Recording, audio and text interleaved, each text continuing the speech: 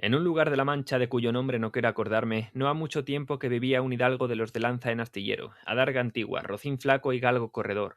Una olla de algo más vaca que carnero, salpicón las más noches, duelos y quebrantos los sábados, lantejas los viernes, algún palomino de añadidura los domingos consumían las tres partes de su hacienda.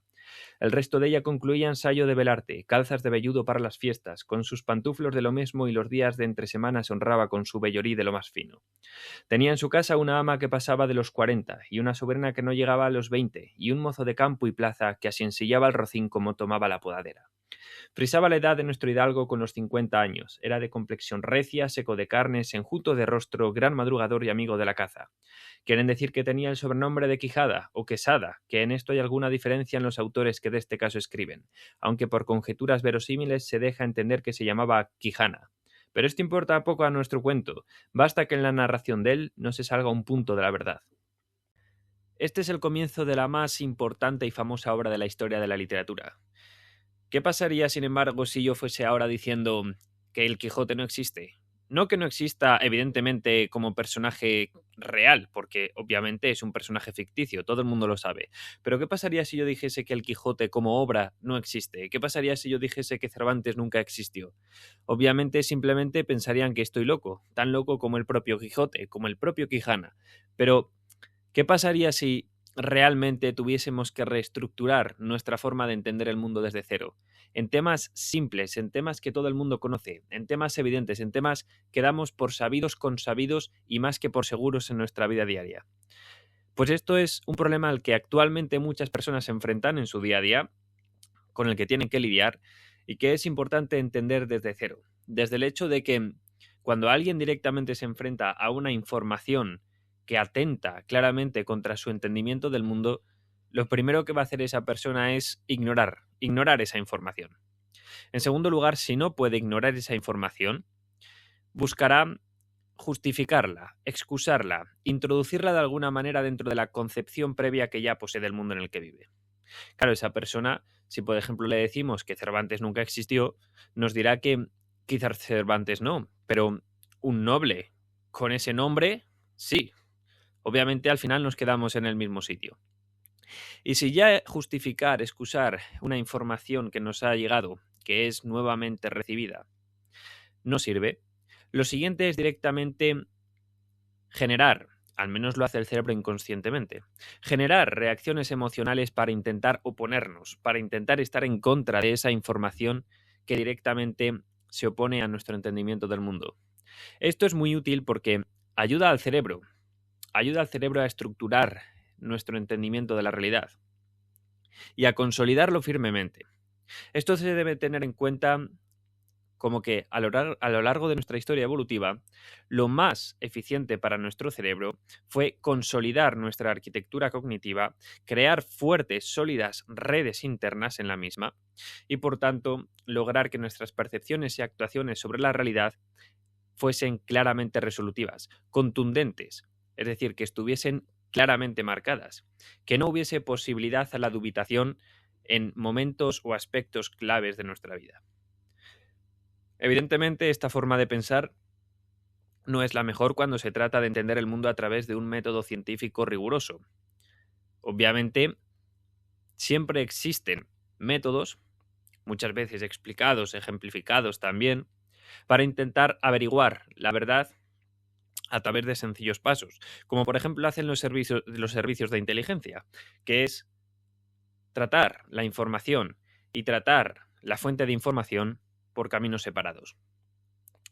Obviamente, este tipo de métodos, este tipo de conceptos son útiles, pero realmente debemos entender que en nuestra vida diaria no los utilizamos. Y aunque los utilizásemos, los sesgos, las tendencias innatas que poseemos siempre van a estar presentes. Por lo tanto, debemos primero entender que no vamos a librarnos completamente de nuestra configuración y de nuestra forma que el cerebro tiene por nuestra propia historia evolutiva de entender el mundo.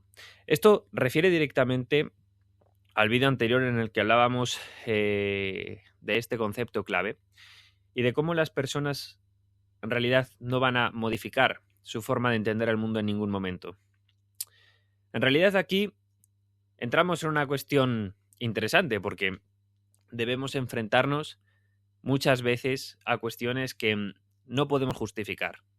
No podemos remodelar nuestra estructura cognitiva ante ciertos aspectos, como son las recientes noticias, por ejemplo, recibidas sobre el pilar fundamental, la piedra angular, si se quiere decir, sobre el que se construye la arquitectura de poder del imperio estadounidense.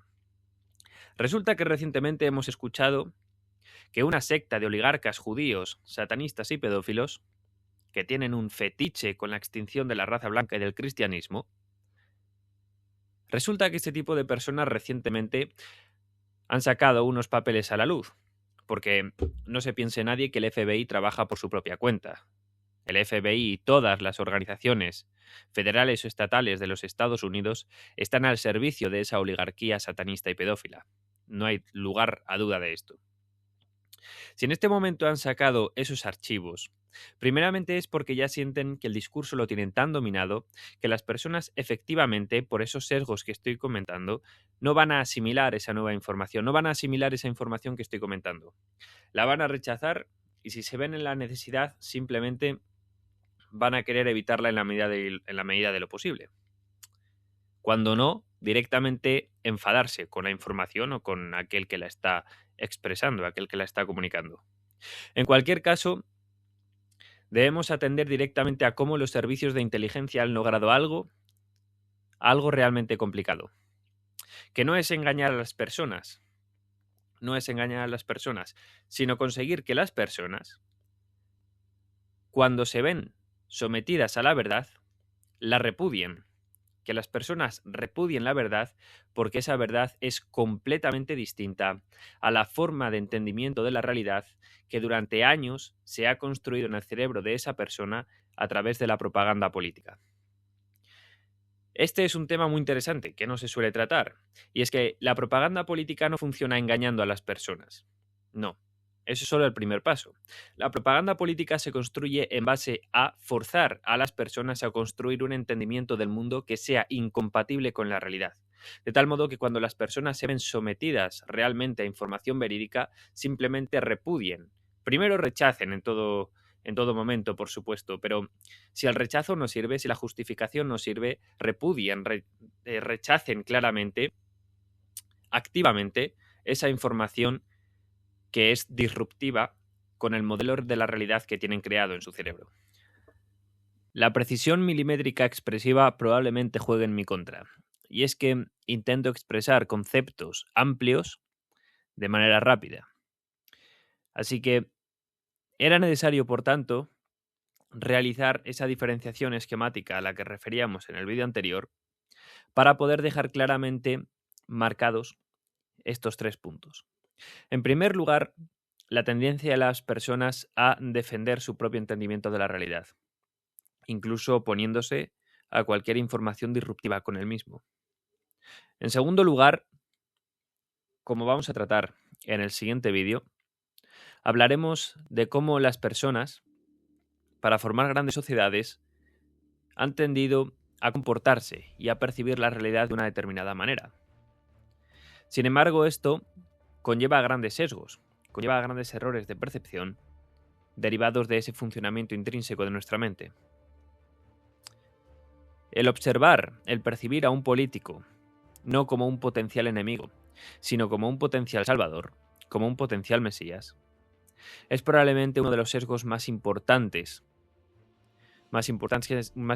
que existen, y es uno de los sesgos sobre los que se sostiene la gran mentira que es la democracia.